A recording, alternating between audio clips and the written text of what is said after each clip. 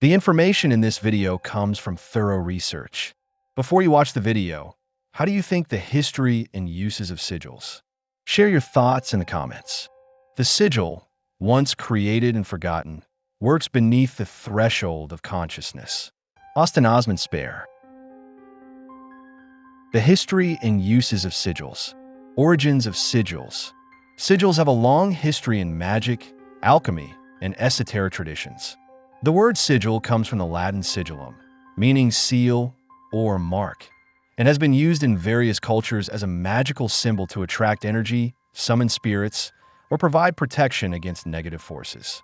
Used in ancient civilizations.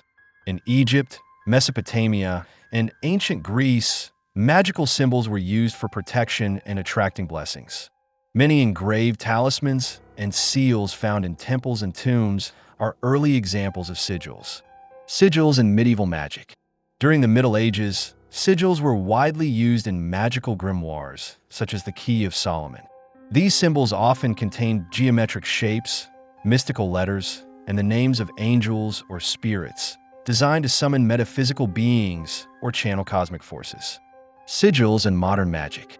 In the early 20th century, Austin Osman Spare, an English artist and occultist, introduced a psychological and personal approach to sigil magic. He believed that sigils did not require complex rituals. Instead, they only needed to be implanted into the unconscious mind. This idea later influenced chaos magic, a modern occult system developed by magicians like Peter Carroll and Phil Hine. Modern uses of sigils. Sigils have been used throughout history for various purposes. Today, their influence extends beyond traditional magic and into psychology, graphic design, branding, and self-development. Manifesting desires and intentions. One of the most common uses of sigils is focusing energy on a goal or desire. By creating a sigil, individuals can imprint their intentions onto the subconscious mind, allowing the sigil to work in the background of their thoughts and actions. Protection against negative energies. In many ancient traditions, sigils were used as protective symbols to ward off negative energy, the evil eye, or psychic attacks. This use remains popular in various cultures today, influencing the collective unconscious, branding, and logos. Many corporate logos, such as those of Nike, Apple, and McDonald's, function like modern sigils. They are designed to leave a subconscious impression on consumers, influencing behavior and decision-making. Magic and modern self-discovery. Today, many people use sigils in meditation, self-discovery, and even Jungian psychotherapy. The process of designing sigils helps individuals clarify their desires and enhance their mental focus. From ancient magical symbols to modern tools for manifestation and subconscious influence, sigils continue to hold a powerful place in human history.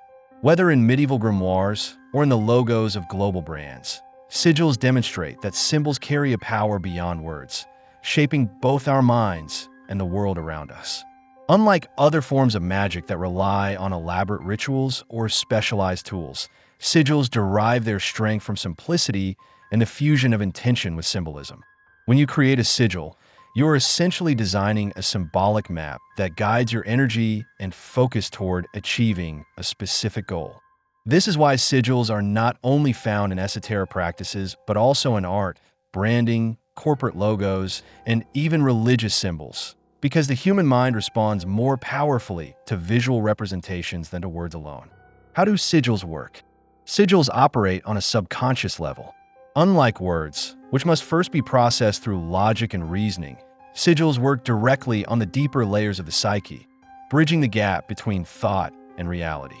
The psychologist Carl Jung famously stated that symbols are transformers of psychic energy, a definition that perfectly aligns with the way sigils function in magic and psychology. From an energetic standpoint, sigils act like capacitors, storing intention and emotional energy, which is then released upon activation. This activation can take many forms, including meditation, burning, engraving, or even the deliberate act of forgetting the sigil entirely. The moment a sigil is activated, it begins to function like a seed planted in the soil. Its effects unfold over time, often without the conscious mind being aware of the process.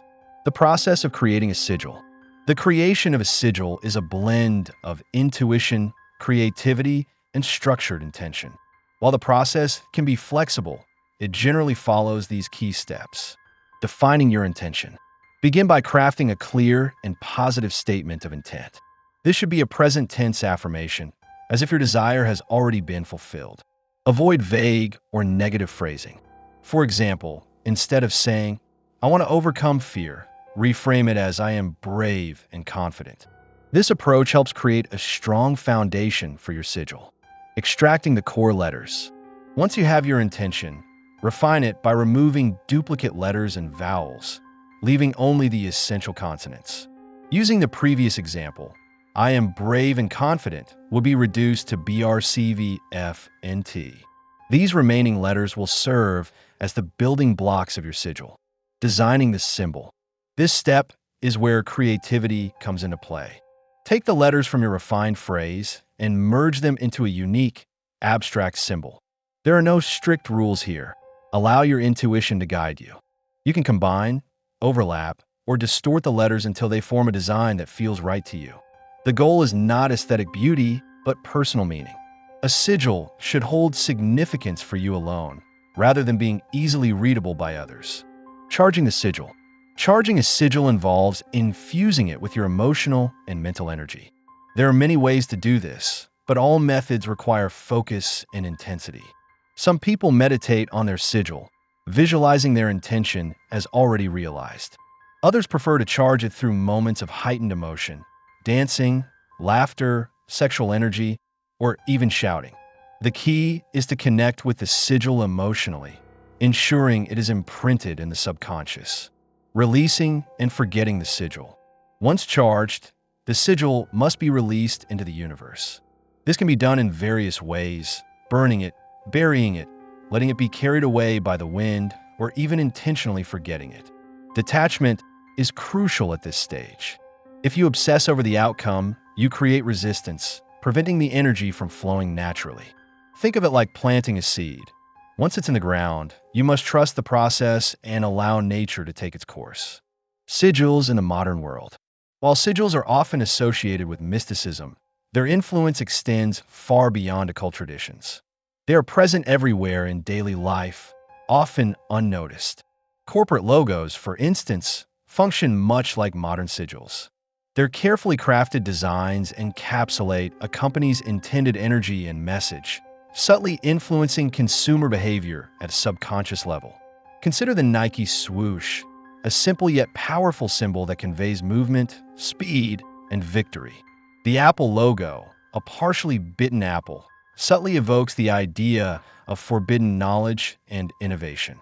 Even the McDonald's golden arches, with their inviting curves, are designed to evoke feelings of comfort and familiarity, triggering subconscious associations with immediate satisfaction. Beyond branding, sigils have found a place in contemporary self-discovery and spirituality. Many individuals use them in journals, tattoos, or artwork as personal reminders of their goals and aspirations. They also appear in psychedelic art, graphic design, and sacred geometry, all of which employ symbolic elements to communicate complex ideas and evoke introspection. Why are sigils so powerful and timeless? The enduring power of sigils lies in the universal language of symbols. Unlike words, which are dependent on linguistic and cultural interpretations, symbols bypass conscious thought and communicate directly with the unconscious mind. This explains why civilizations across history, despite having no contact with one another, created similar symbolic patterns, such as mandalas, spirals, and geometric seals. By recognizing the presence of sigils in both ancient traditions and modern society, we see that they are far more than just esoteric tools. They are a universal method of shaping reality, bridging the gap between human intention and the unseen forces that govern our lives. Whether drawn by an ancient magician invoking protection or designed by a modern graphic artist to attract millions, sigils remain a testament to the extraordinary power of symbols. They remind us that the subconscious mind knows no boundaries of time or space. It speaks in a language beyond words, resonating with both the spirit and the culture. Thank you for joining me on this journey. If you have any experiences related to this topic, be sure to share them with us. Until the next episode, be mindful of the energies around you